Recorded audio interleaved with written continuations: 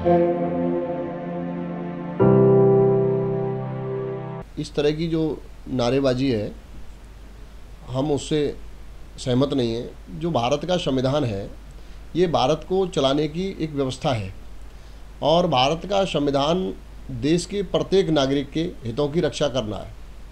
अगर इस किस्म की कोई नारेबाजी करता है तो देश के डिवीज़न की बात है और भारत के संविधान के खिलाफ है। मेरा ऐसा इस पर अपना मत है, क्योंकि भारत का संविधान जो पूरे देश में किसी भी व्यक्ति के कहीं भी निवास करने का, किसी भी धर्म को पालन करने का, कहीं भी रहने का पूरी आज़ादी देश के संविधान में है।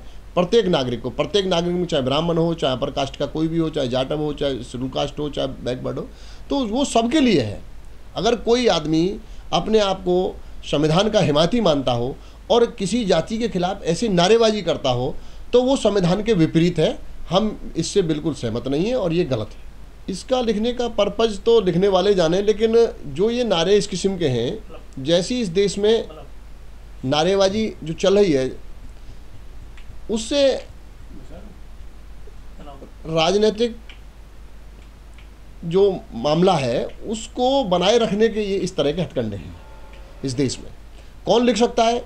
इसका ब्राह्मण के खिलाफ बोलेंगे तो इसका फ़ायदा किसको मिलेगा? कई बार उसकी प्रतिक्रिया होती है, तो प्रतिक्रिया के स्वरूप दूसरे लोगों को जो फ़ायदा जिनको लेना है, कई बार वो भी चोरी चोरी इस तरह की बातें कर सकते हैं। जेएनयू चूँकि ऐसे कई मामलों में इस तरह से आ चुका है, तो हो सकता है उनके लिए इससे मुफीद कोई जगह ना हो। अब वो तो देखिए, कहना तो क्या क्या है, इस समय कहने के बारे में तो हम नहीं कह सकते कुछ भी, लेकिन इस तरह की जगह को चुनना, एक अच्छे आलीशान जो देश का जाना माना विश्वविद्यालय है और वहाँ जो है बहुत ही अच्छा स्कॉलर्स उधर जाकर पढ़ता है, लिखता है, उसकी छवि को ख़राब करने की कुछ लोगों की मंशा रही होगी। उसके पीछे भी कुछ कारण हो सकते हैं। ऐसा हिडन एजेंडा हो सकता है कि जो देश में नाम है जेएनयू का, उस नाम को हो सकता है नीचे लाने की भी कोई ना कोई साजिश ऐसे लोगों की, जो वाहियात लोग हैं, उनकी रही होगी इसके पीछे मंशा।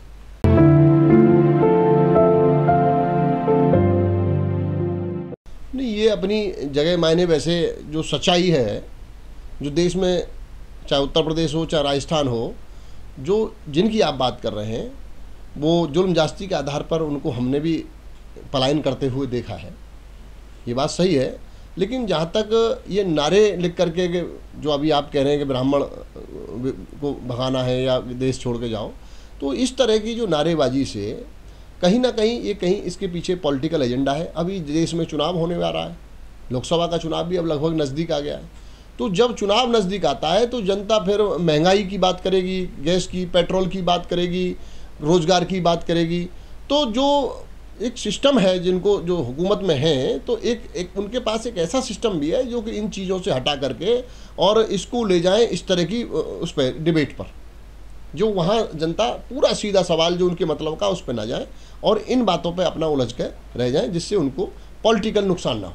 मतलब मुद्दे से भटकाया जा रहा चीज़ों को। हाँ, क्योंकि जब देखिए, जब चुनाव होगा तो चुनाव में उनको जो जा रहा है, जो पहले से सिटिंग एमपी या एमएलए है या सरकार में है, उनको लोगों को जाके ये बताना चाहिए हमने ये किया।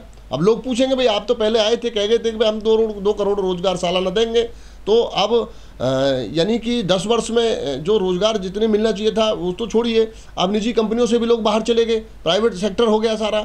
तो लोग इन बातों को पूछेंगे, तो उन सब सारी चीज़ों को ना पूछा जाए, उनसे उनका फेस ना करा जाए। जो पेट्रोल डीजल 30 रुपये लीटर देने के नाम पर जो सरकार बनाने के लिए जो वादा करते थे, अब जाएंगे पूछेंगे जी पेट्रोल तो 100 हो गया, डीजल तो 100 हो गया। जो सीएनजी भी जिससे काम चलता था लोगों का, मध्यम वर्ग का, जो 40-42 रुपये थी, वो आज वो भी 100 हो गई। तो ये चीज़ें वो पूछेंगे, तो इन सब चीज़ों को उनको फेस ना करना पड़े। तो इसके फेस कैसे नहीं करना पड़ेगा? सबसे बेहतर चीज़ क्या है?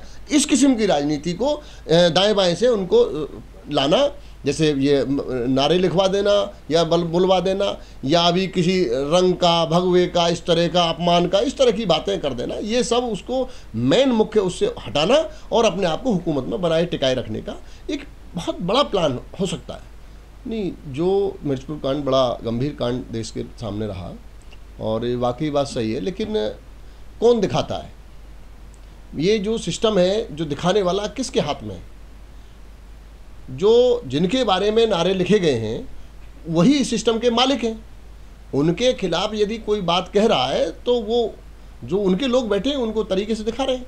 अब उन चीज़ों को नहीं दिखा रहे वो, जबकि बहुत बड़ा हरियाणा का वो जघन्य अपराध रहा है और पूरे देश में उसको लोगों ने देखा। तो इस तरह से जो है नहीं होना चाहिए। और जहाँ तक ये बवाल वाली जो बात है, देखिए आज जो है इस तरह की जो राजनीति है किसी के खिलाफ बोलने की, नारेबाजी की, किसी जाति विशेष की जो है, इससे जो ठीक नहीं है। क्योंकि उन लोगों को संविधान, अब एक तरफ तो हम संविधान की बात करते हैं, दूसरी तरफ किसी भी के भी खिलाफ इस तरह की बात करते हैं, तो दोनों चीज़ें एक साथ तो नहीं हो सकती। छोड़ के तो आज जो भारत के संविधान के मुताबिक कोई जा ही नहीं सकता।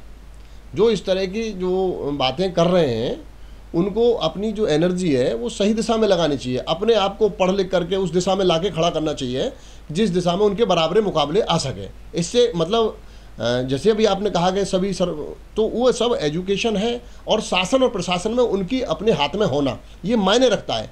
तो जो लोग इससे पीछे हैं तो उनको शासन प्रशासन में भागीदारी के लिए अपने आप को हुक्मरान बनना चाहिए और पढ़ लिख करके उसमें प्रशासन में जाना चाहिए, तभी ये मुकाबला हो सकता है।